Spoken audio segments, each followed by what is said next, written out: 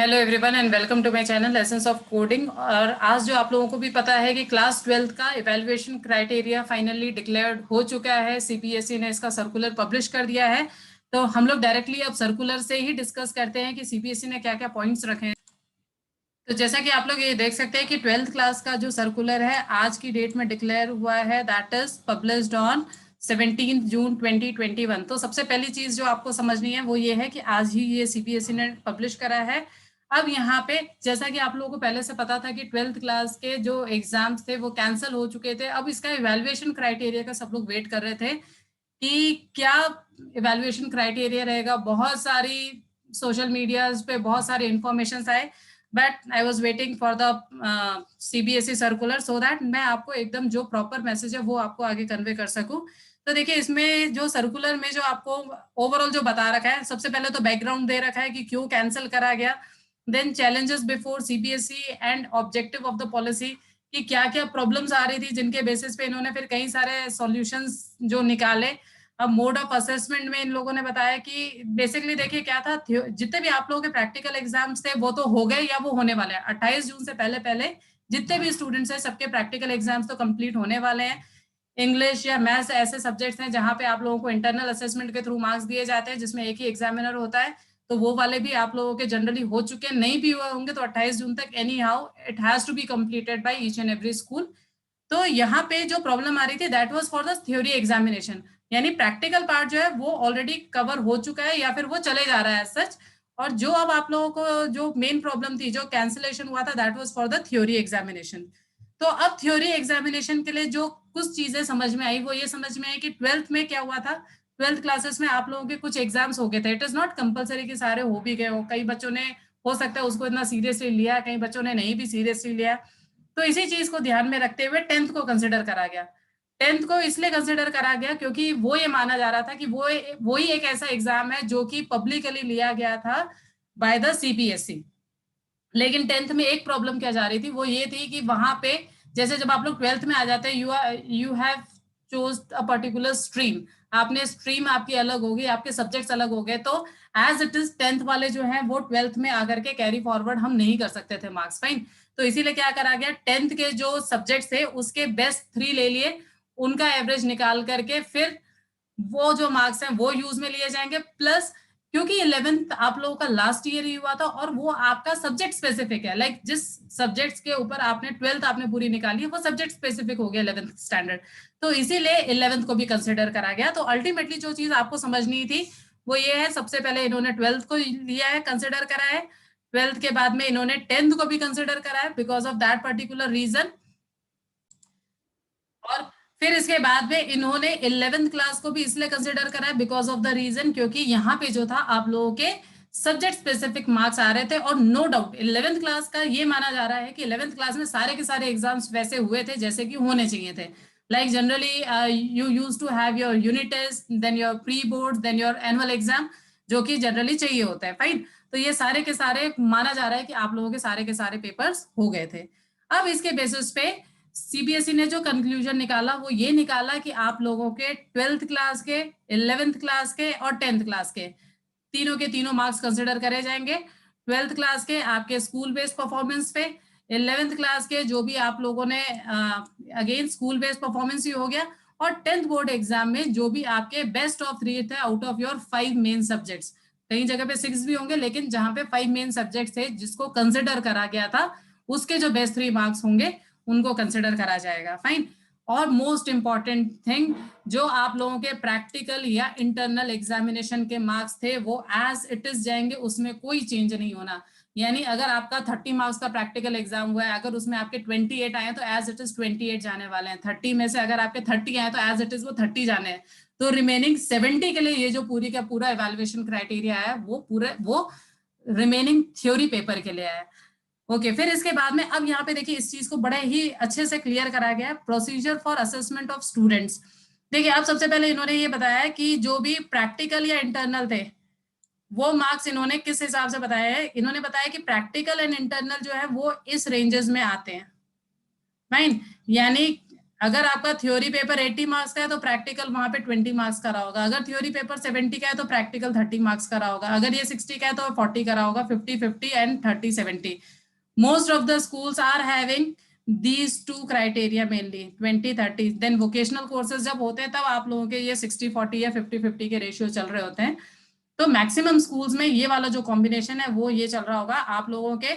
जैसे English and maths है तो उसमें 20 एज योर इंटरनल मार्क्स जा चुके होंगे, और जैसे आप लोगों के जो physics, chemistry, then your other subjects हैं, फिजिकल एजुकेशन, उन सब में से 30-30 मार्क्स के आप लोगों के जा चुके होंगे। CSIP में ऐड कर देती हूँ साथ के साथ। और अब ये वाले जो मार्क्स हैं, ये वाले जो मार्क्स हैं, इसके लिए पूरा का पूरा इवैल्यूएशन क्राइटेरिया है। मतलब आपको इन मार्क्स को तो आपको बॉदर करना ही नहीं है। फाइन। अब इसके लिए क्या करा गया है, प्रैक्टिकल्स के लिए तो बोल दिया गया कि प्रैक्टिकल्स के जो मार्क्स थे वो तो 28 जून तक anyhow all teachers are going to upload. और इसके लिए पहले से ही सर्कुलर आ भी गया था। मैंने आपको लास्ट वीडियो में भी ये सर्कुलर शेयर भी कर रखा है। 28 June is the last date given. यानी जिन भी बच्चों के, अगर मान लीजिए कोविड की वजह से बच्चे एब्सेंट थे या फिर ट्रांसफर केस था, उन सब के एनी हाउ 28 जून तक सारे के सारे प्रैक्टिकल्स खत्म हो जाने चाहिए। अब बात करते हैं main thing, that is your evaluation criteria. ये जो बोर्ड ने निकाला है, नो डाउट ये बहुत बड़ा टास्क है बेसिकली देखा जाए तो। अब इसमें अब आपको जो ढंग से समझना है कि देखिए, आपने यूनिट टेस्ट दिए होंगे इस साल, आपने मिड टर्म एग्जाम्स दिए होंगे, आप लोगों ने प्री बोर्ड दिए होंगे, जो भी आपने एग्जाम्स दे रखे हैं उसका 40%। ठीक है।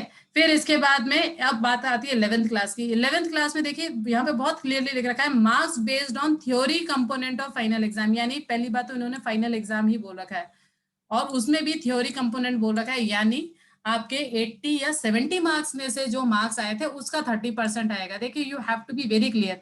ऐसा नहीं है कि आप सोचे 100 मार्क्स में से, क्योंकि होता है क्या, प्रैक्टिकल्स में आप लोगों को इजीली मार्क्स मिल जाते हैं, थ्योरी पेपर में आपको वो मिल रहे होते हैं जो कि आप लिख करके आए हुए होते हैं। तो यहाँ पे बहुत क्लियरली मेंशन कर रखा है कि थ्योरी पेपर के जो मार्क्स थे, from that 30% will be added.